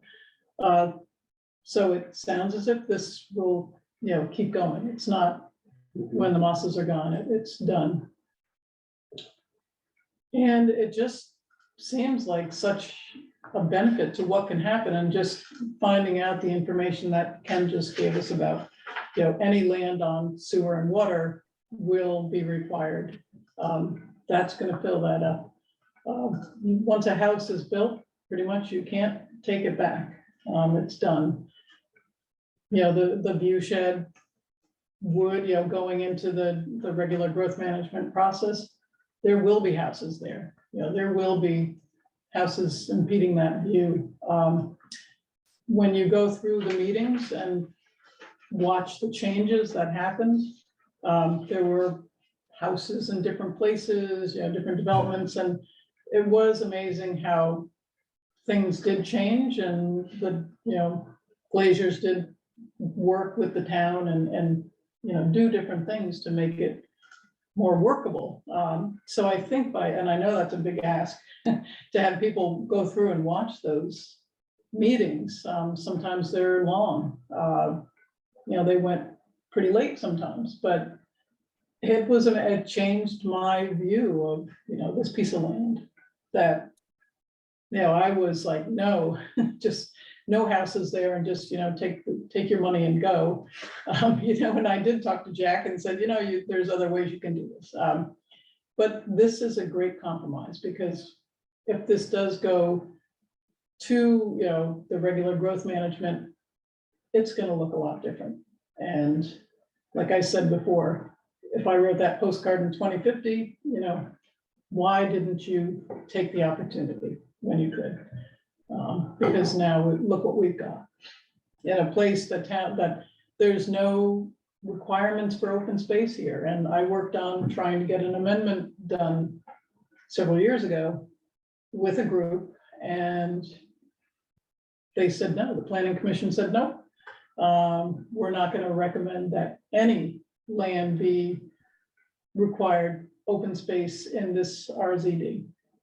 And so here we have a project in front of us that they're giving, quite a bit of open space and to conserve for the town. So that's my spiel. If you can watch, if you want to watch those meetings, it was, each one really made me come to the decision that this is a best plan for the town. Yeah, and it was, Go ahead, Brian, and we do need I don't think it's been said yet that, it was a long process. We met every other week for about 3 months, and the specific plan committee did a very deep dive on this. And we were petitioned back to the planning commission with a 5-0 recommendation to move the project forward. Wasn't 3-2, or it was a unanimous vote to move forward. All right, so we do need to move on. Good news is that we have, as Simon said, several more meetings to work our way through this. Can we just get a straw poll? How is everyone feeling about the current language and just in bullet number 1?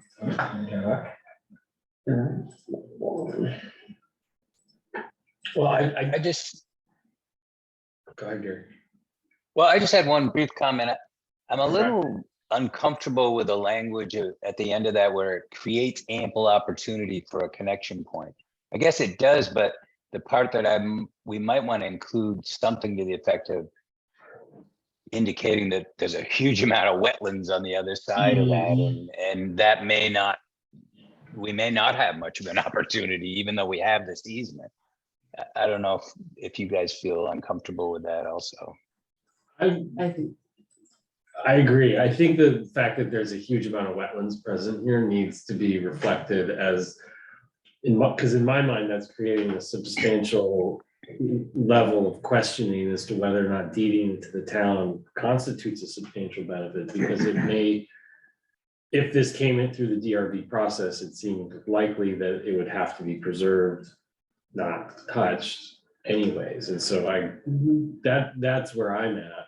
And I completely share everyone's point of view here that, like, A, this is a better project than it probably was when it first came in. And B, I'd love to see Windswept Farm and the working landscape preserved. And I guess the question that I kind of just come back to is, like, as a sort of jurist and review of the charter and what's in front of us, like, it is what is being proposed a substantial benefit under the sort of rules, or is this likely to be something that could be part of the DRB process if they went through the normal channel? Because that's ultimately what this project is asking for, is an exception to the growth management rules that we generally support because they help the town sort of retain its character without overwhelming its services. So I think there's a reason for growth management to exist, and that's kind of project values aside, that's kind of my perspective that I'm looking at. And I think it needs to be said, this is all wetlands. I would like to see the language softened, not creates ample opportunity for a connection point, but preserves some opportunity for a connection point is how I would describe it personally. Is the easement a substantial benefit? I don't see that, Yeah, right, getting in a- the charter. Getting a floating easement is not typical. I don't think anyone's saying it is a substantial benefit. I'm not. Um, Their substantial benefit is the view shed and working landscapes. Right. Yep. Okay. So this was not in the charge. This was not, I mean, not proposed as one of the substantial benefits. It's just an add-on. Yeah, Yeah, so basically it's was like, the piece of the charge. you know, this is wetlands and we're proposing an easement here. Does the specific plan committee are saying nothing should happen here, we should just have potential for a path. Do you agree with that, or do you think it should be a big box store there? You know, like, do you agree with that? Do you think, and then we can come back to the master question, which is about the two items, the substantial benefit of the view shed and the substantial benefit of potential working landscapes. But I think, you know, there are recommendations for these open spaces and how the town uses them and how the town views them, that I think it's important to have your views on as well. And it is complicated because the two tie up quite closely. And there's a lot of overlap. So maybe I can include your language on softening it, but maybe we can just have a bit more explanation about like substantial benefits. Okay, So the first one, oh, sorry, but we do need to move on. We're not making any decisions on this today. I think Simon has some good feedback to work on this first bullet a little bit over the next couple of weeks, and we can, I assume we have time on our next meeting agenda to come back to this. Okay, great. Okay. So let's do that. And thanks, everyone. This was a really good conversation. Thanks, Brian, and Yes, Thank Brian you. and Ken for logging in to participate. So that brings us to other business, and part of my other business is that I need to head out to get to my next meeting, which ironically actually is to learn more about the recent Supreme Court decision on wetlands protections. So I'll learn a little bit about that, maybe have something to come back to, bring back here next time. Yeah, great. Back to us. Yeah, so I'm gonna head out, and David, sorry, I'm gonna turn over to you to get us through the last two bullets here. All right. The- responsibilities of vice. Yeah, that's coming right. into play Yeah. here. All right. Let me So sorry for the short notice on that. I just realized I had this 9 o'clock meeting. All right, so next up on the agenda would be a wakeboarding request. It looks like a support letter that was submitted to the Conservation Committee. So I think the commission talked about this probably over a year ago. So Vermont DEC is having a rule that says you cannot wakeboard unless the lake has 50 contiguous acres that are both 500 feet from shore and 20 feet deep. And you can only wake boat on that area. And I think Responsible Wake Vermont, well, whatever they're called, I Yeah. think it should be 1,000 feet, so 50 contiguous areas with at least 1,000 feet from shore.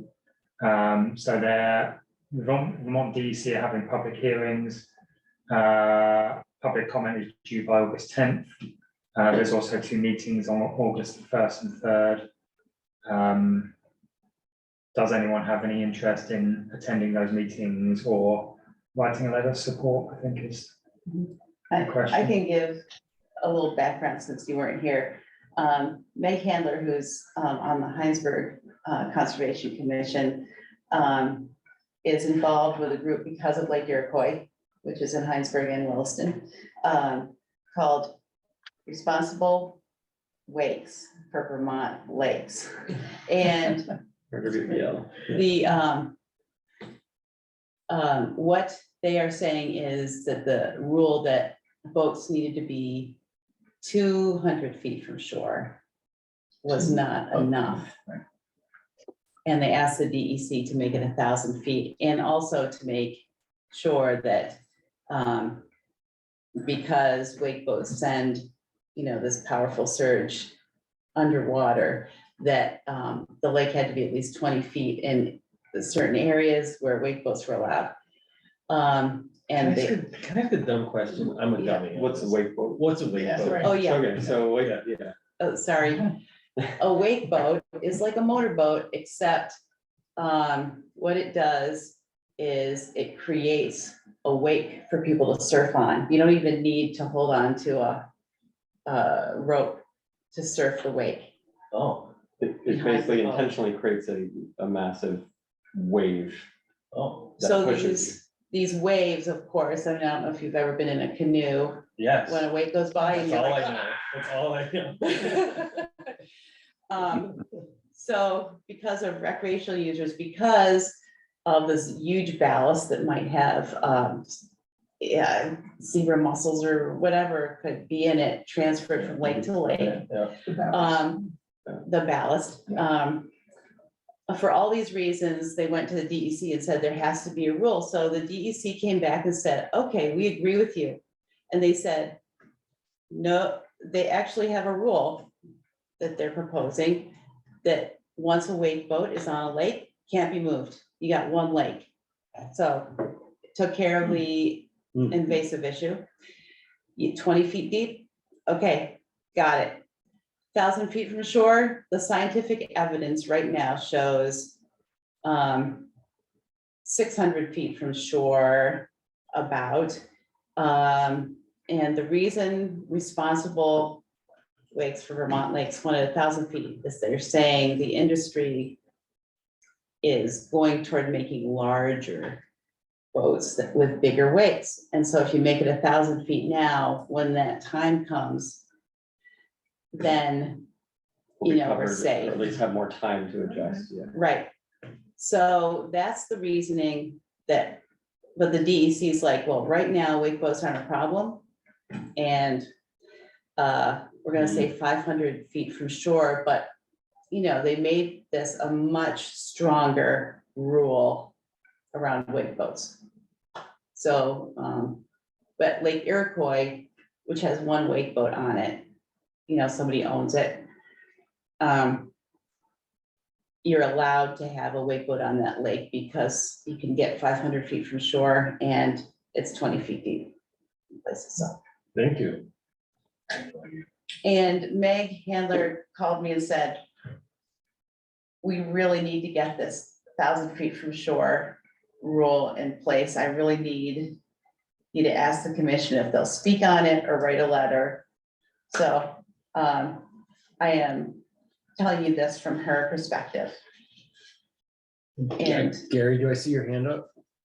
Yeah, I was just gonna ask Laura, it sounds like you're familiar with this, but we went through this last year. We looked at the data. I don't know if there have been any new studies that have come out since then, but I believe we supported the 500-foot delineation for the distance from shore.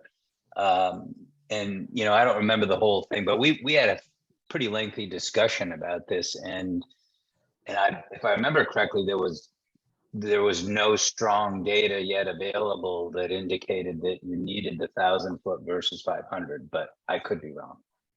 yeah, I don't think there still is. I think Meg's saying if the wake boat industry continues making bigger wake boats, there could be this issue.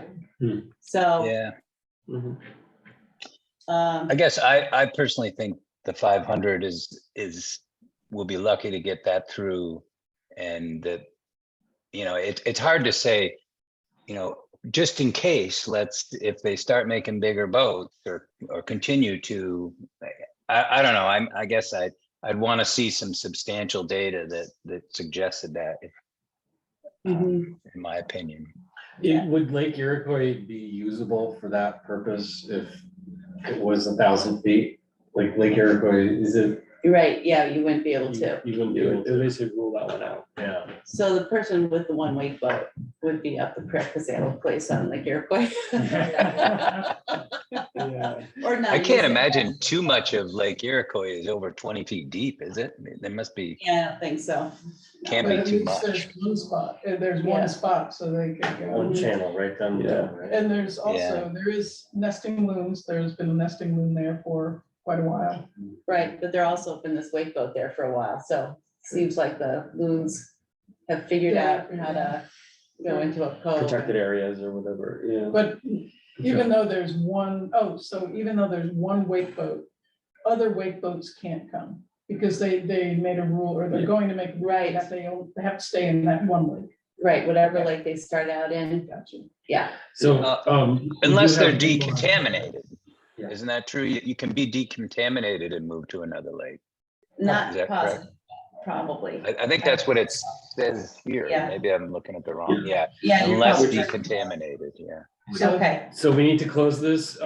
Is there a time limit on this? Is this timely or is there? just the, Public comments due by August 10th, and there's meetings on August 1 and August 3. so Okay, I suggest that it sounds, I am personally of the opinion that the DEC made a pretty good rule, and I'm okay with the 500 feet from shore. I feel the same. well, it sounds like, without someone saying otherwise, that's probably what we can stick with then if we've had a previous position on it, right? So, yeah, because Meg wanted us to write a letter and have one of our members attend the meeting, which I can't, I'm pretty busy the next couple of weeks. Okay. Last item, mud pond ash tree treatment. So I looked into this, because you asked about it at the last meeting. So speaking with Melinda, we didn't ever look into treating that tree. We looked into, I think because like it's near the road, it would need to, something would need to be done with it. So it either needs to go away at some point or needs to be treated. So I just Bruce did all his trees in May, I think it was. So I just got a quote just to treat that one on its own, then we can get on a regular schedule in a couple of years' time. If that's, obviously this is a commitment for perpetuity to spend like money on doing this. But who would spend money? I mean, would it get on Bruce's schedule with his trees? We could put it on Bruce's schedule, but I think he'd expect us to contribute to it. Okay, Yeah, this would come out of our Yeah, conservation budget. but obviously calling guys out to do a one-off is more expensive than doing, Another tree at an existing Yeah, location, yeah. They do, we have somebody that does one Yeah. ash tree, and they're here all the time. I mean, Yeah. they're out from May till Treating trees. treating trees, so it's not like they're making, they put it in their schedule. They have a period of time when they're treating ash trees, so they're here in Williston area all the time. So it's not, they're not gonna be doing a special. Yeah. Complete. Do you- special. Does anybody know what Bruce does? Did he do this medium dose versus high dose on the trees that he I treats? think he's done medium dose. I think from speaking to Lynn Walker, I think like a few years ago, they were just doing low doses. But now the recommendation is just go for medium at least. And that's how often, Simon? 3 years or Every 2 years. 2 years? Okay. Yeah, I'm in support of starting this.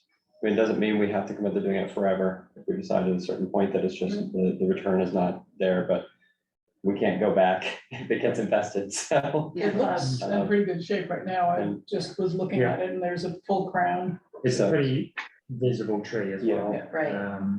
Yeah. And the cost might be more to take it down, right? When Brownstown does a tree, it's like $1,000, Yeah, isn't it? well, I don't think it'll be that much, but it would be ballpark similar, I think. Yeah, Yeah, upfront cost compared to the first treatment. Yeah. It's gonna be cheaper to treat. yeah, So for the next 2 years, it's cheaper to treat than to take it down. Beyond that, we can have a conversation about whether Right. they continue or not. but we can't. go Do we back. need to vote on this or is this? That's my question. I don't think so. I just want to know that there's consensus because, you know, I go out and spend money from the budget regularly, but it's all based on like what you guys established over the last 30 years. You're spending our money. Yeah, what are you buying? Yeah. Mowing, mostly mowing. Yeah. A shovel. Yeah, I mean, this would seem consistent with that level Yeah. of authorization, so I think that. Yeah. Seems fine. Okay, great. Yeah. I see on Always the gonna keep a tree up. I see the ERF outreach on the upcoming topic, so I have dusted off my presentation and started working on that. Yeah. David, so it'll be ready for future future meetings. And I think the biggest piece that I could use help with, if anybody wants to help, is figuring out how best to bring Vermont Land Trust bring like that land trust perspective in, because right now it's they're kind of like, yeah, we can review like your content and like we could be there to answer questions, but we don't really quite see how it intertwines perfectly. And I really want to find a way to at least make sure that, because they're a significant part of conservation in Vermont, and even if they're not appropriate for many of the conservation efforts we're going to do, I want to figure out some way to introduce that so that the public can start to get educated on like, okay, well, there's stuff that town can do alone and the stuff town can do in partnership with other agencies. So. And I just, since we're on the ERF, I did reach out to Shirley Goodell Lackey for an update on the ERF fund, because the town gave 50,000, but the money has not yet been moved into it. She thought maybe August. And while we were chatting about that, she said, does the Conservation Commission have an immediate piece of land that they're thinking about purchasing? Because there is an option right now for putting that money into CDs to earn 5-point-something%. And you could put it in a 6-month, 9-month, 12-month CD, as long as we didn't have an immediate use for it. I think the Because- answer is, from my perspective, is yes. It Yeah. should be earning, in part because if you pull it out of the CD, you just lose the growth. So you don't actually lose anything. Yeah. You just So- potentially gain. Okay, so she said Okay. they could do it for 6 months, 9 months, but whatever. So Should we just do a year to get the best way we The can? rate usually goes up the longer you do it, right? Right. So, So would you be able Yeah, I to can reach out? talk to Shelley about I that. didn't think it was anything I could authorize. Yeah. And she said Eric has to sign off on it. Yeah, and part of what we can talk about with the ERF topic when it comes up is what the different options are that we might want to float and get feedback from the public on in terms of funding methods. Putting on the tax rates, having a more of like something in the town plan saying a minimum of this much should be contributed to the ERF each year with, higher values allowed if select board and the Conservation Commission recommend. We should talk about that in the context of recommendations for 2050 too, right? Yeah. Because Right. you're talking about projects that are converting, working landscapes into potential subdivisions. Maybe, we have a transportation use tax on those developments, maybe we ought to have an ERF tax on them as well. Yep. Yes. Good. So that's on the agenda for next week. And then Next month. for next month, sorry, yeah. And then tree survey on August 16th. I can't help with that now, Yeah, but I might be able to help with that later. yeah, we have time. Yeah, Yeah, I'll keep working on it and on the second, I'll present what I've got planned. We'll start to talk about like timing compared with budget season and the right forum, the right location to hold the event and stuff. okay. Then we can keep working on the content. Mhm. All right. Just- Is anyone away for the August 2nd or August 16th meetings? I don't think I so. will not be here August 2nd. I'll be here. I'll be here. I should be here. But I do have to go to work. Yep, me too. Yes, I'll be here. Okay, great. And next week, the Great zucchini. Oh, Take wait, another no, piece if you want. no, I'm good. I will be driving back from Boston. Which meeting's that? If nobody. August 2nd. I keep, we just So, waited all summer long. I may Yeah, either my need kids to love zucchini. prepare things ahead of time that can just be in the packet, that the rest of the commission can discuss. Maybe we bump it to Yeah. August 16th. They don't get them as much. Yeah, Yeah. I can work on it for sure in the meantime and provide an update. A written update. Okay. Yeah, I have to go, unfortunately. Yep. See you guys next round. See you later. Think we're done. Bye-bye. Thanks, everyone. Nice to see